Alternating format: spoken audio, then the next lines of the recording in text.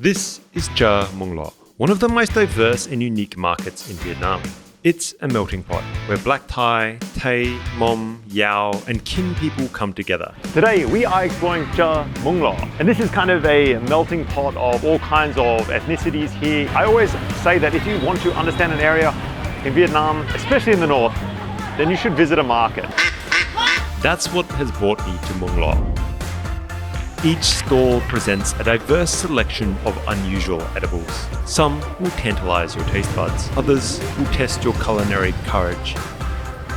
That is just like tree bark. There is no flavor to that at all. And a select few could genuinely shock and unsettle you. It's emblematic of what you'll find in these mountainous regions. A staggering diversity of languages, people, cultures, and foods, all that exist within a stone's throw of one another. I've seen just about everything. Dog meat, which is incredibly popular here in the north. Herons, which I've never seen eaten before. And this is a pretty unique market. It's sort of a modern growing city in amongst just incredibly traditional and rural countryside people that have come here to sell. Situated in the town of Myriad, this market has long been a central gathering spot for the area's varied populations. The natural geography, characterized by steep mountains, has long kept these communities separated, allowing for the preservation of their unique cultural identities. As a result, the market is a melting pot, featuring at times up to 12 different ethnic minorities, each with their own languages, customs, and of course, delicacies.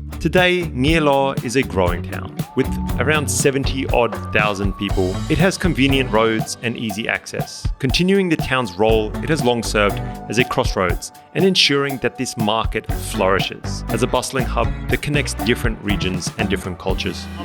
Hello, xin chào. A lot of these northern provinces at the moment are experiencing just rapid growth, especially with a lot of manufacturing moving out of China. There's a big demand, especially in the north of Vietnam, which is so close to much of the supply chain. They can manufacture certain parts in China, but do the finishing here in Vietnam. So the north of Vietnam is getting a ton of investment. You really see a lot of growth and prosperity and development in these cities. These odd and jarring images that you'll see here, where you see these minorities that have lived in a very traditional way for a long time, right next to brand new buildings, incredibly modern cars, and it's kind of jarring. You're not expecting to see that. You're sort of thinking that things are going to be stuck in time, and that's obviously just not the reality. Things here are changing rapidly, and the lives of the minorities here are changing along with that. You sort of just hope that things adapt in the right kind of way, where cultures evolve, but the identity is not lost. Certainly that seems to be happening here.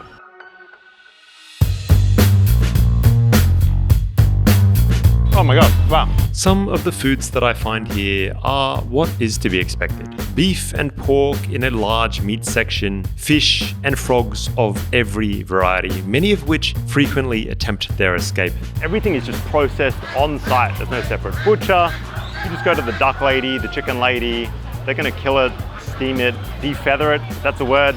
Everything, all for you. A lot of things on this market are sold alive in sort of the most brutal of fashion. It's kind of rough, it's not for the faint of heart, but that's how things have operated here for a long time, and these people have a lot of other things to worry about other than animal welfare. That really has not reached this area of Vietnam just yet. And fresh tofu is steamed, pressed, and cut right on site. However, when I come to the north of Vietnam, the thing I love is smoked foods.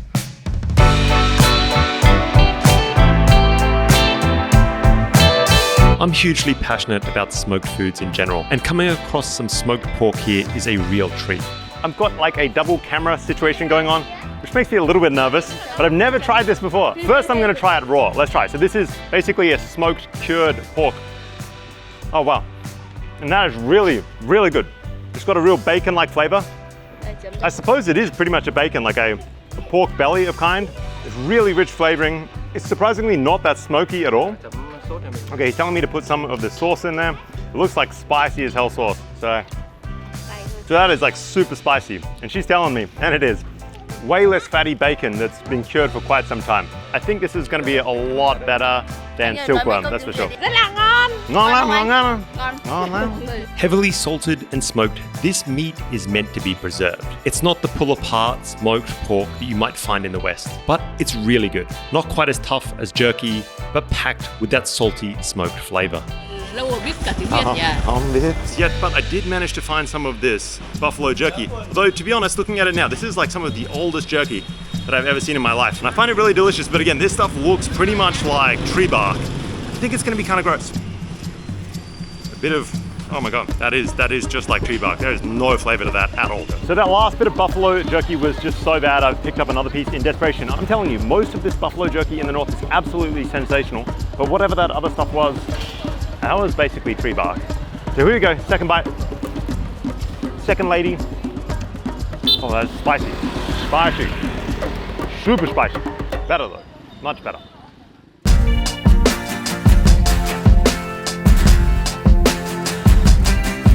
Here, you'll also find every kind of fruit and vegetable that you can imagine, much of which I have never tried before. The mom apple, also known as taomeo, is something that I've wanted to try for some time now. And this one randomly is called taomeo, like cat apple or something, although I think it's referring to male people, which is like a, I think, slanderous term for the mom. So kind of funny that this still gets by in today's day and age. Maybe the better translation is mom apple, if you were to do a direct translation. Let's see how it is. Oh, super sour. Pretty good though. Juicy, obviously. Yeah, that is super sour. I can like feel my mouth rubberizing, you know? Anyway, there you go. Cat apple. That's all I got. It comes from the Dosiana tree, and you will find this apple here in huge quantities at this time of year. Chị là người dân tộc nào? Thái hả? And Myear Law also has a major presence of black Thai people. And from previous experience, I know that the black Thai people love to eat insects. And you will find no exception here. Grasshoppers, beetles, huge trays of giant silkworms, and something that's not my favorite and not all that common, giant Asian hornets or murder hornet larvae. So that guy behind me is just blowtorching up some murder hornets. It seems like the Thai people are also into that kind of stuff. I don't know, not my favorite dish. I'm not gonna be trying that. Oh. Plenty of gut, not a lot of crunch. Not my favorite breakfast, to put it lightly. There you go, murder hornets. I've eaten these before with the Katu people nearly 1,000 kilometers away. And it's interesting to see that these entirely separated communities converge on the same foods, despite the danger, and to me, despite the difficult taste. Go watch that episode now. I just ate that for you guys.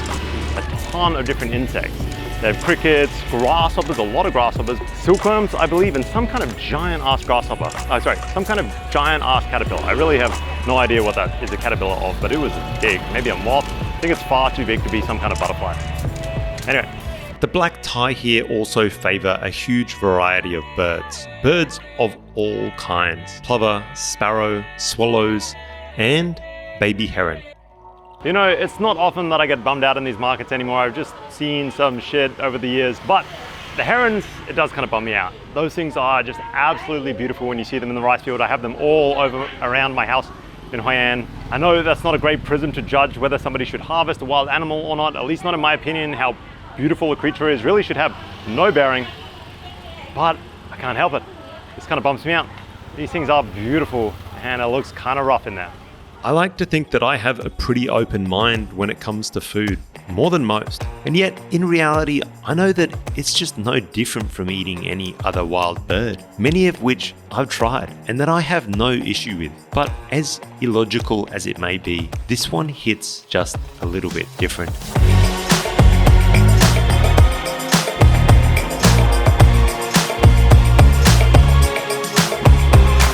And it's a reminder of why I love Vietnam, especially the remote places. It's about embracing the unfamiliar here, the unusual, and even at times, the unsettling.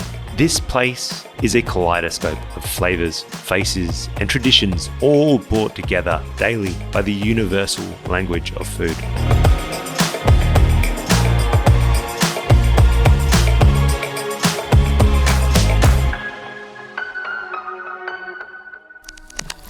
Thank you for watching, guys. This is a bit of a weird outro, but I've never actually done one of these street side hairdressers. It's probably going to look terrible, so you're going to have to wait until next episode to see how it turns out. But if you enjoyed this content, please subscribe, give me a like, and maybe drop a comment. Anyway, thanks for watching. I'll see you in the next video.